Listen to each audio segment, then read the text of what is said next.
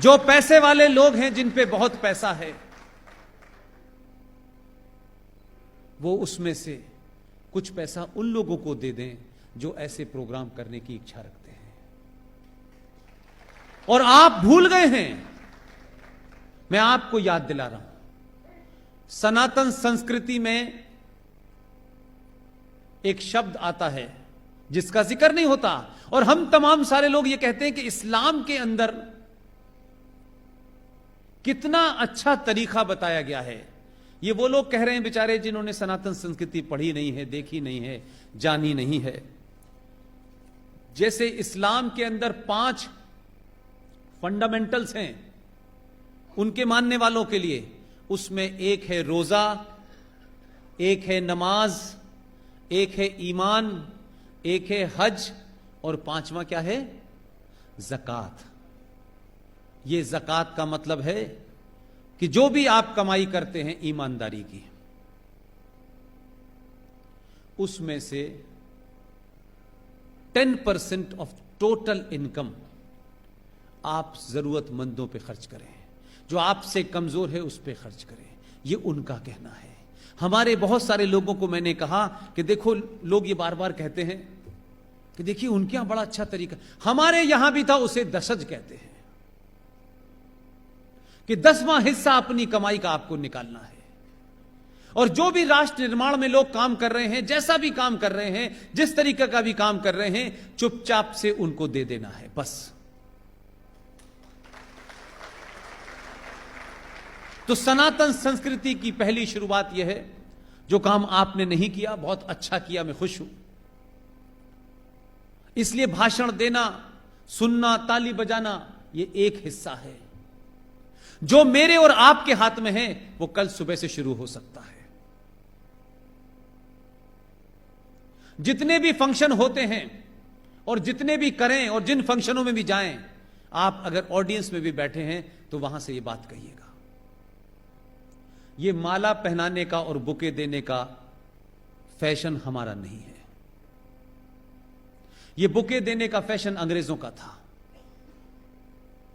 हमारी संस्कृति की घर से शुरुआत अगर करनी है, छोटी सी करनी है, नई जनरेशन को मैसेज देना है, जैसे आपका आदमी लगातार चाहे केदारनाथ में बैठे, चाहे नेपाल के उस मंदिर में 8 घंटे पूजा करके निकले, गेरुए वस्त्र और बहुत सारे रुद्राक्ष की माला, ऊपर इतना बड़ा तिलक लगा के निकल रहा है, वो इसलिए नहीं कि वो ये बता रहा है मैं पूजा करके निकला हूं, वो कह रहा है कि अपने होने पे शर्म मत करो। जब मैं प्रधानमंत्री होकर चिंतित नहीं हूं तो तुम किस लिए चिंतित हो कि तुम पूजा नहीं करोगे, तिलक नहीं लगाओगे, कि धोती नहीं पहनोगे।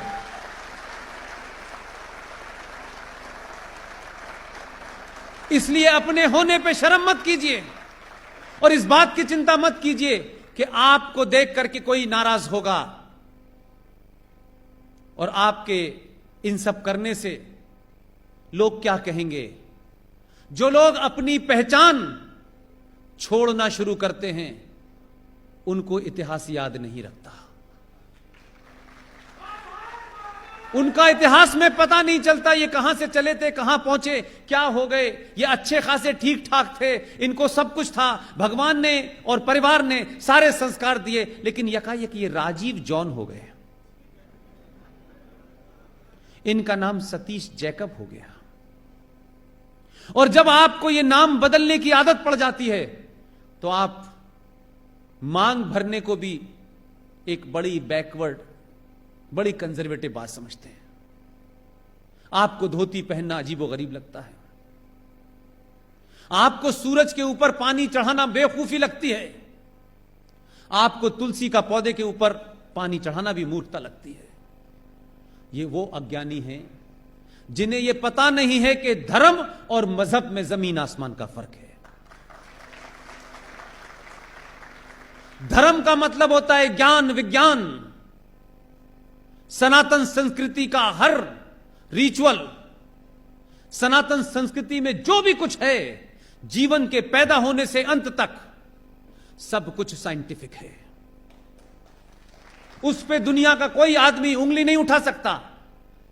और मुझे और आपको सिर्फ इतनी ही समस्या है कि जिस भाषा में ट्रांसलेट होकर आप तक बात आनी चाहिए थी वो नहीं आई, हमारे पूर्वजों ने नहीं किया। अब अगर आ गई है तो धर्म और मजहब को एक साथ मत खड़ा करिए। मजहब पैदा होते हैं, धर्म अनादिकाल से होता है और अनादिकाल तक रहता है। धर्म का मतलब कोई पूजा पद्धति से नहीं है। धर्म का मतलब होता है आपका इस ब्रह्मांड के प्रति क्या कर्तव्य है। इसलिए आप सूरज की पूजा करते हैं और जल को भी जिस जगह बहता है उसे आप नदी नहीं कहते, उसे आप गंगा मां कहते हैं। उसे आप मां का दर्जा इसलिए देते हैं कि वो जीवन देती है आपको। एक मां पैदा करती है, लेकिन जीवन जीने के लिए जिस पानी की जरूरत होती है उस नदी को आप गंगा मां कहते हैं। आप उसकी पूजा इसलिए नहीं करते कि गंगा मां पे पूजा चढ़ाने से आप अमीर हो जाएंगे। यह एहसास कराते हैं कि इस पानी को हमको खराब नहीं करना है, यह पूजनीय है, इसको इतना पवित्र रखना है। आपकी माएं, हमारी नानी दादी नदी पार करते वक्त अपने रूमाल में से 10 पैसे का सिक्का नदी में क्यों डालते थे? इसलिए कि ये जो अंग्रेजों का सिस्टम आज है ये पहले नहीं था। सारे अच्छा बुरा नहाना धोना सब कुछ नदी पे होता था, उसी का पानी पिया जाता था। आज आप अगर इसको सोचेंगे तो आपको लगेगा ये कितनी गंदी बात है भाई, लेकिन सच बात क्या है? न हवाई जहाज थे, न पानी के जहाज थे। खुद मैंने अपनी मां के साथ कई बार चंबल की नदी पार की है और मैंने अपनी मां को मैंने अक्सर देखा था, वो जीवित हैं अभी, कि वो अपने रूमाल में से सिक्का निकालती थी और नदी में डालते वक्त कहती थी जय मां गंगा की।